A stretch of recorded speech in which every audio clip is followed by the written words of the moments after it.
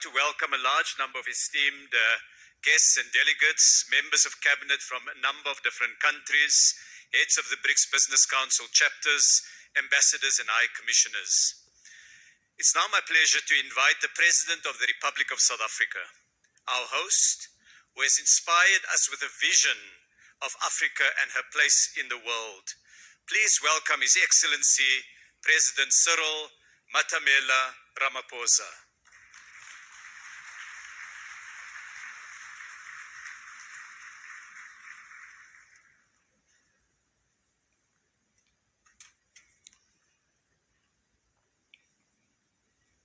Thank you, Program Director, Minister Ibrahim Patel, Your Excellency President Luis Lula da Silva, Your Excellency Prime Minister Narendra Modi, Honorable Ministers and business leaders, and Your Excellency President of the New Development Bank, Ms. Dilma Rousseff. I greet you all, and it's a great honor to have this opportunity to participate in this leaders' session of the BRICS Forum. I particularly want to thank Mr. Sim Tshabalala for the report that he has just given, and particularly underline and appreciate the message that is coming from all of you as business leaders about the immense opportunities that you see in investment across the BRICS countries. The BRICS group of countries exists not only to strengthen government-to-government relations, but also to forge stronger ties between the peoples of our five nations. It is for this reason that several bodies have been established since BRICS was formed to enable cooperation across society, be it in business, be it in political parties, be it in the social sector, and also in the sporting sector. The BRICS Business Council is a vital and vibrant platform for strengthening economic ties between our respective countries and in forging common perspectives on inclusive economic growth and development, as we have heard from the report that has just been tabled by Mr. Tshabalala. The changes that have taken place in BRICS economies over the past decade have done much to transform the shape of the global economy. Together, the BRICS countries make up a quarter of the global economy. They account for a fifth of global trade and are home to more than 40% of the world's population. This agglomeration of these five countries has a major impact on various aspects of global activity and life. As we celebrate the 15th anniversary of BRICS, trade between BRICS countries totaled some $162 billion last year. Foreign investment has played an important role in the growth of BRICS economies. Total annual foreign direct investment into BRICS countries is 4 times greater than it was 20 years ago.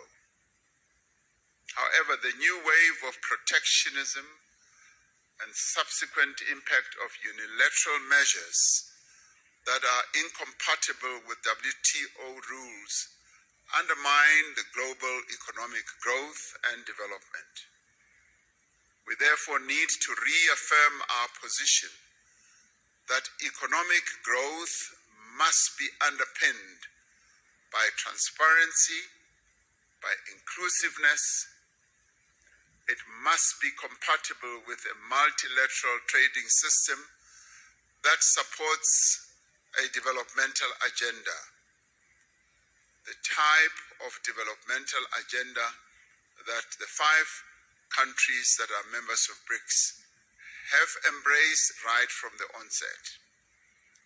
We require a fundamental reform of the global financial institutions so that they can be more agile and responsive to the challenges facing developing economies. In this respect, the new development bank, established by BRICS countries in 2015, is leading the way. Since its formation, it has demonstrated its ability to mobilize resources for infrastructure and sustainable development in emerging economies without conditionalities. Earlier, before coming into this session, I was speaking to the president of the New Development Bank, and she was outlining to me how ready and willing the New Development Bank is in terms of supporting the development agendas of various countries. And we applaud this, and we appreciate this. BRICS economies have emerged as powerful engines of global growth.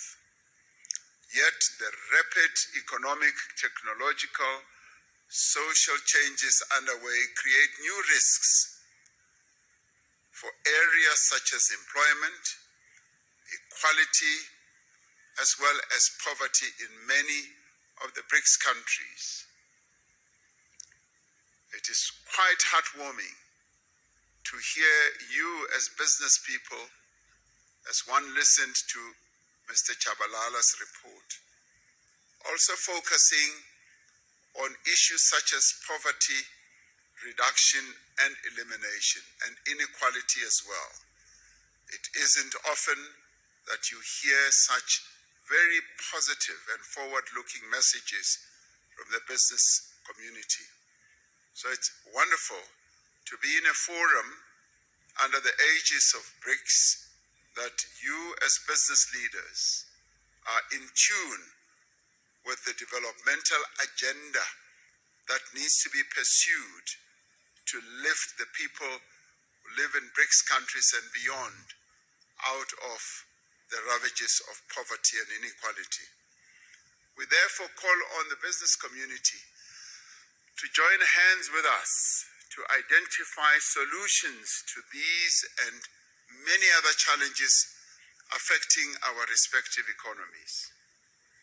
From a South African perspective, there is massive untapped potential for investment in our country and indeed on the African continent as well.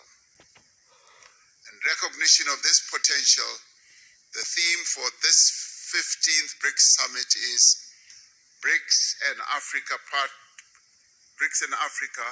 a partnership for mutually accelerated growth, sustainable development, and inclusive multilateralism.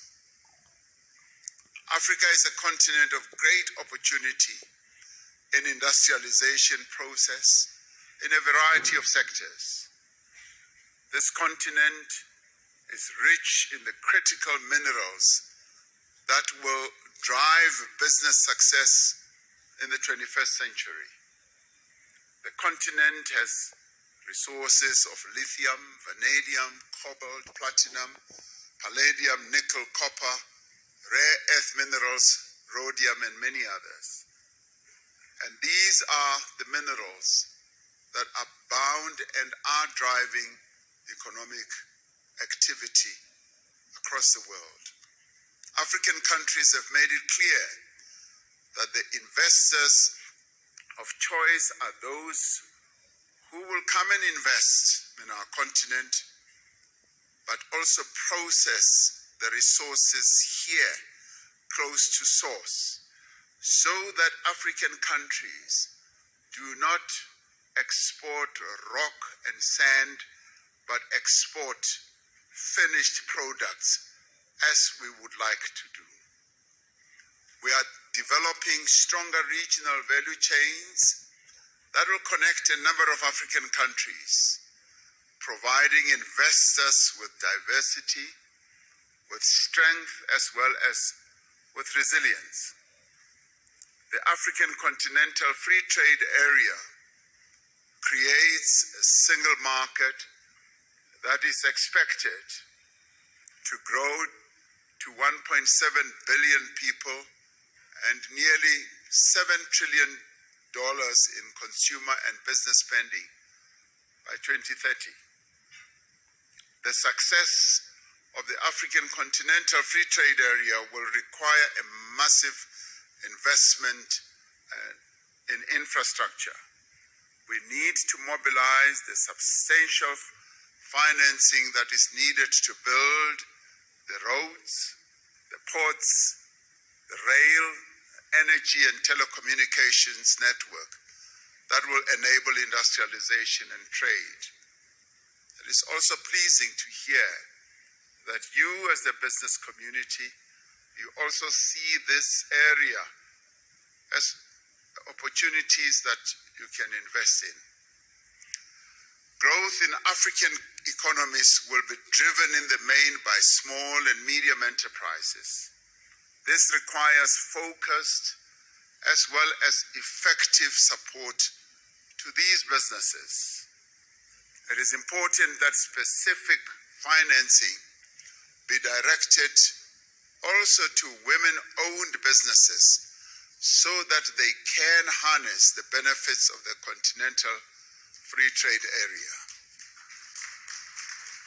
And we in Africa, as we seek to grow and develop, we are focusing on the empowerment of the women of our continent who have been held back through the years of colonialism, and in our case, through the years of apartheid, through protocols and laws.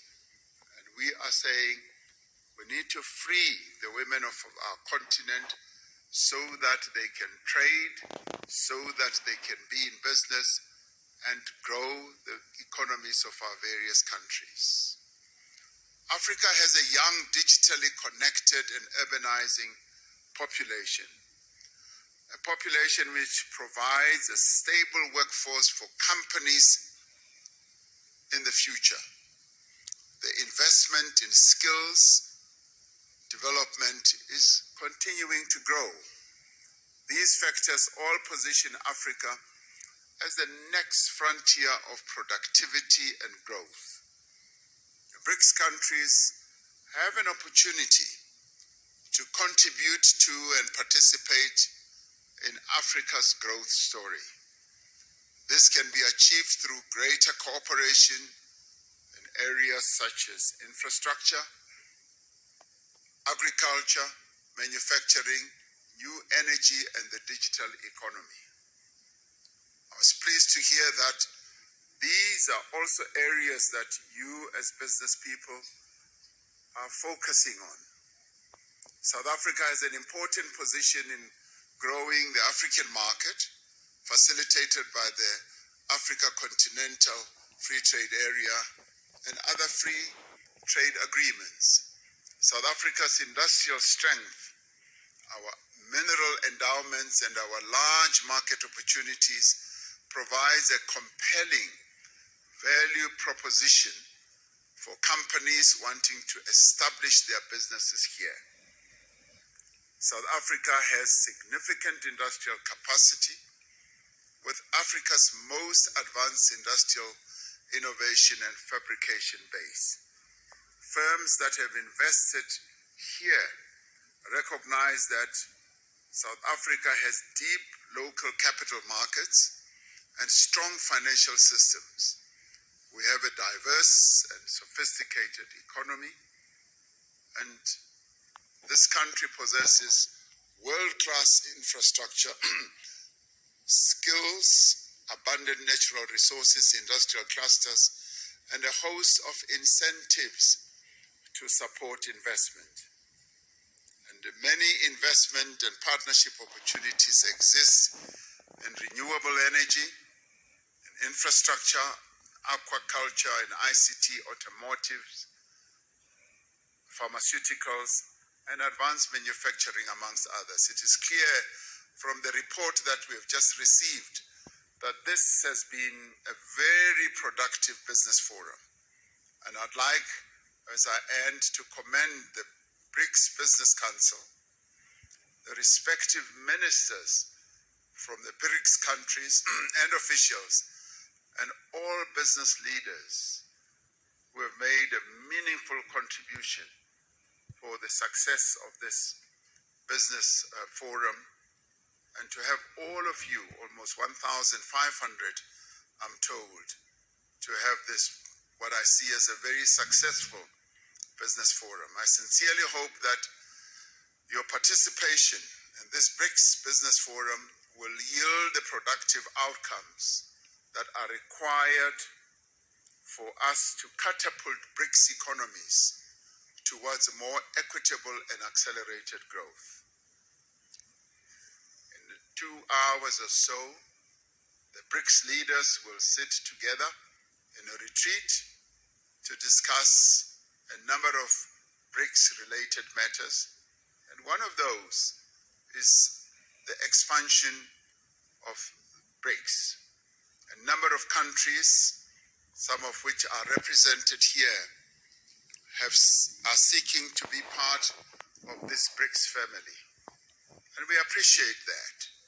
It goes to show that the BRICS family is growing in its importance, in its stature, and also in its influence in the world. And we will be taking into account the various desires of various countries to be part of BRICS.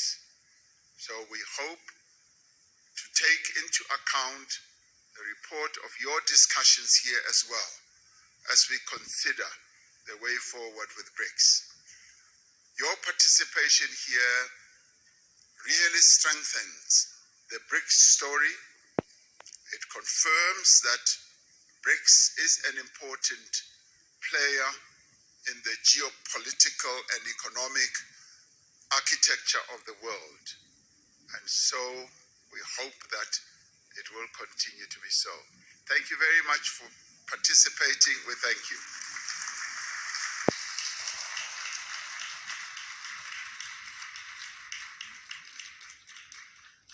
Thank you very much, Mr. President, for those remarks.